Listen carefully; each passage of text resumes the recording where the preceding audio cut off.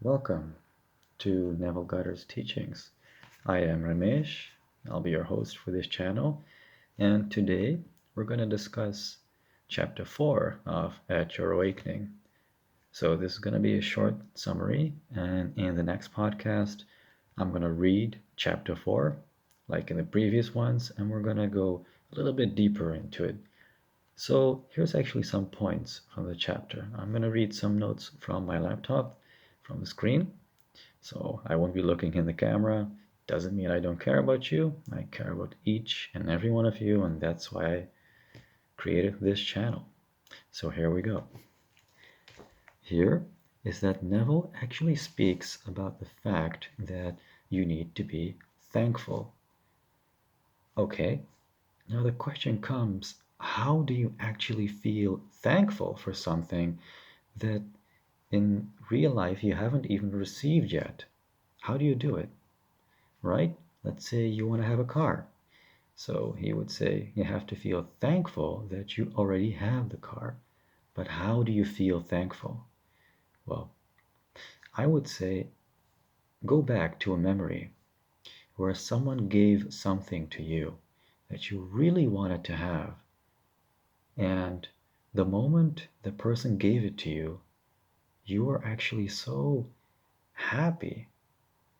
You actually felt very thankful for the gift.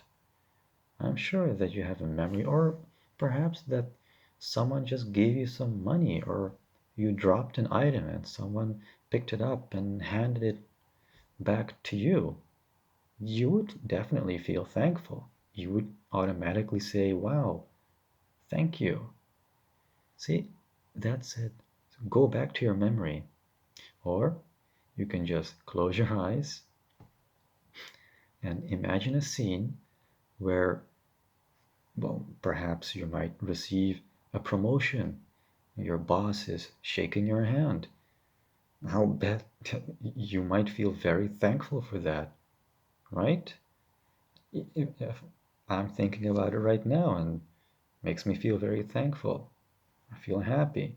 I feel excited. I feel like this thrill through my body. I feel very thankful. So, yeah. And at times you can also say thank you to everything you do have in life. Eventually you have that feeling of thanks. It's not that difficult. Now let's go to the next point. So he also says that you don't need to say these words out loud, but rather it's better to mentally and feel it inside. So, for instance, next time you imagine a scene, you open your eyes when you're done, and first time I did this was I smile, and I'm like, wow, thank you. And over time, the thank you actually became my smile. Just a smile is a thank you, and I don't even need to say anything verbally. This is a way you can practice it. Let's go to the next point. Mhm. Here's something interesting. He says, according to him, you should never ask verbally, so in the name of God, as you will get nothing. So if you pray to a God out there, wherever you wherever it is, you will not get anything because the God, the only God, is inside you. It's in your mind. That's what Neville says. So he says you should not ask in the literal sense of the word. That's not how you ask. You have to feel as if you are already the person that you want to be. That is how you ask. Asking is not meant as in asking, like a sentence with a question mark. That is not how you ask for something, according to Neville. He says that you actually have to imagine and feel that you have whatever you want or that you are the person you want to be. So, in short, he says, praying is believing that you already have it. Let this sink in. Praying is believing that you already have it. And how do you believe that you already have it? In your imagination, your imaginal act. You imagine that you already have whatever you want. There you go.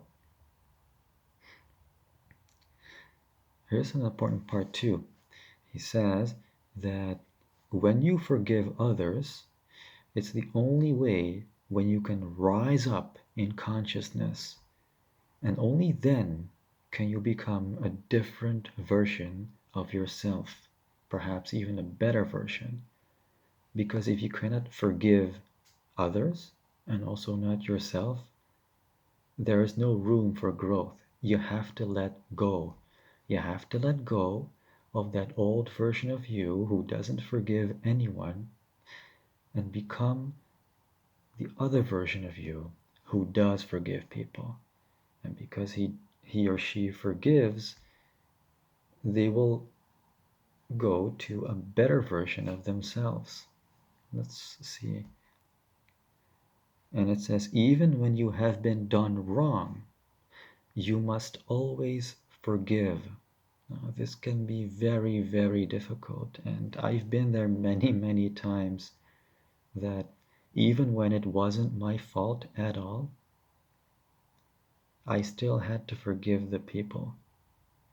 And there's a quote from a very famous TV show. It's that it was said that you don't forgive people because they deserve it, but because they need it, and you need it too. We all need forgiveness to let go. Let go of the anger. It will not get us anywhere. And I believe this is why Neville is telling us to forgive everyone, even if they have done us harm. Because you cannot continue like that. Anyways, we're not going too deep into this. Let's continue with the notes. It's very important. So, he says to never pay attention for people into getting what they deserve, because you will only be punishing yourself and waste your own time and energy. So, yeah, I can imagine, no pun intended, that you're angry at someone and you really want them to apologize to you and to get what they deserve for hurting you. And I understand, I have been there too, many, many times. But you know what? All those times that I wanted something bad to happen to them, I was wasting my time and energy. Instead, why not turn your attention away from them and focus on you? Become a better version of yourself. Improve yourself. Be better. Be much better. That's what you need to do. So don't waste time and energy on that. Let it go. It's not worth it, really. Let's continue. There's a final point. It's called tithing. Now, tithing is, if I pronounce it right, is that you have to give a tenth of your income to God. But the fact is that you're not supposed to give a tenth of your money. Here he says it truly means you must claim what you want, and by doing this, you actually give God something.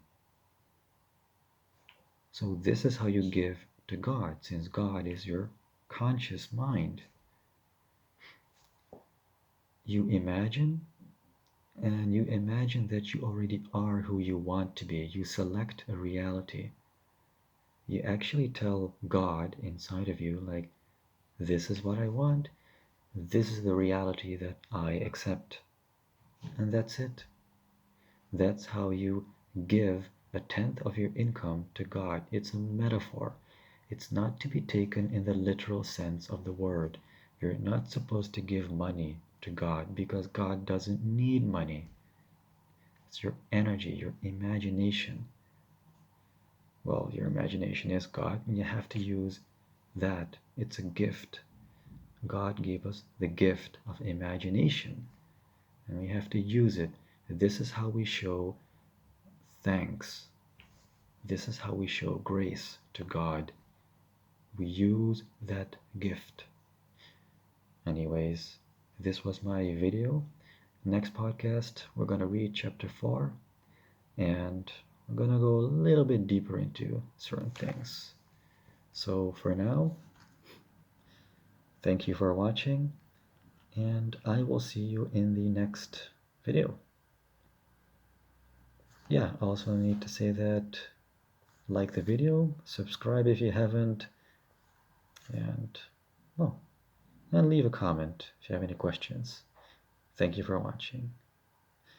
Now, let us go into the silence.